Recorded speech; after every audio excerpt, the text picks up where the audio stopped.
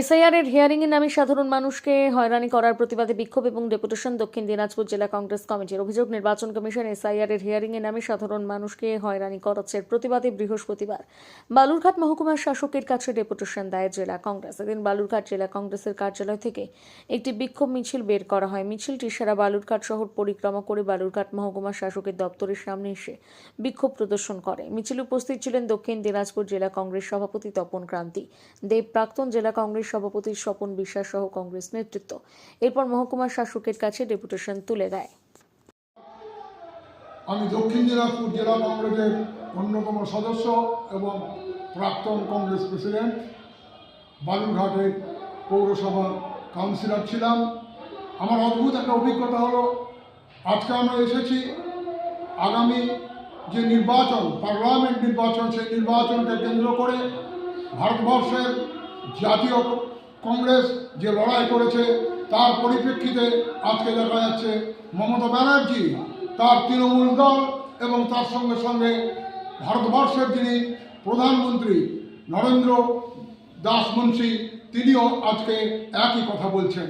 এবং আজকের এই প্রোগ্রামে আমরা এই জন্য এসেছি যে এসআইআর এর নাম করে আজকে মানুষ সারাদিন এবং রাত্রি 10টা-11টা পর্যন্ত বিভিন্ন অফিসে ঘুরে ঘুরে তারা তাদের নাম, যে ভোটার লিস্টে থাকার কথা দরকার তাদের নাম নেই, একই নাম 3 জায়গায় বা 7 জায়গায় দেখা যাচ্ছে। এই পরিস্থিতিতে আমরা তার ডকুমেন্টস নিয়ে আজকে আমরা ডিস্ট্রিক্ট ম্যাজিস্ট্রেটের কাছে এসেছি। প্রকাশ থাকে জেলা সমাহর্তা বা তার অবিডেন্ট অন্যান্য যারা অফিসাররা আছেন তারা কেউ আমাদের সঙ্গে সাক্ষাৎ করতে চাচ্ছেন না। এটা লজ্জাজনক ঘটনা, এটা দুঃখজনক ঘটনা। বালুরঘাট বিপ্লবের জায়গা, বালুরঘাট স্বাধীনতা সংগ্রামের শ্রেষ্ঠ আসন নিয়েছিল। বালুরঘাট সেই বালুরঘাট যে বালুরঘাট বাংলাদেশের যুদ্ধের সময় বালুরঘাটের মানুষ বাংলাদেশের মানুষগুলোকে বাড়ি ঘর ছেড়ে দিয়ে তাদের সহযোগিতা করেছিল। সেই জায়গা থেকে আমরা বলতে চাই যে দক্ষিণ দিনাজপুর জেলা বিভিন্ন আদিবাসী থেকে আরম্ভ করে বিভিন্ন সম্প্রদায়ের মানুষ যারা এখানে বসবাস করে তারা হতচকিত হয়ে গেছে।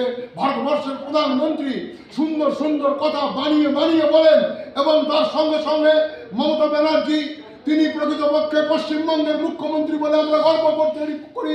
সেই মুখ্যমন্ত্রী, তার কথার কোনো লাগাম নেই, তিনি যা ইচ্ছা তাই করে যাচ্ছেন এবং তিনি এই ভোটার ব্যাপারটাকে তিনি বন্ধ করবার জন্য নানা রকমের চেষ্টা করছেন। আজকে এসআইআর এর নাম দিয়ে যে কথা বলা আছে সে এসআইআর এর কাজ প্রকৃতপক্ষে কিছু হচ্ছে না।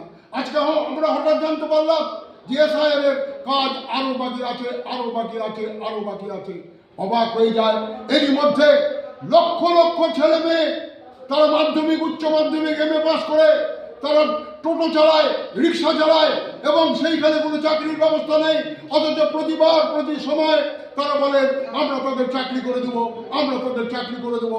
মমতা ব্যানার্জি বলছেন, কেন্দ্রীয় সরকার বলছেন যারা প্রকৃতপক্ষে দেশকে ভালোবাসে, যারা প্রকৃতপক্ষে দেশের সঙ্গে আছে, যারা দেশের জন্য চিন্তা করে তাদের জন্য আমি আছি। কিন্তু অবাক হয়ে যায় যখন দেখি একটা মিছিলের মধ্যে 22 জন এমএ পাস, অনার্স পাস করা ছেলে মেয়ে তারা ঘুরছে। তারা আবার দিনের বেলা টোটো চালাচ্ছে, রাত্রেবেলা তারা নানা রকম ব্যবসার সঙ্গে যুক্ত হচ্ছে, আর সেইখানে ব্যবস্থা নেই। তার বিপক্ষে জাতীয় কংগ্রেস সরকারকে জানিয়ে এবং লজ্জার বিষয় জেলা সমাহর্তা নিজে লিখিত দিয়েছেন, আপনারা অমুক তারিখে বেলা 2টোর সময় আমার সঙ্গে সাক্ষাৎ করবেন।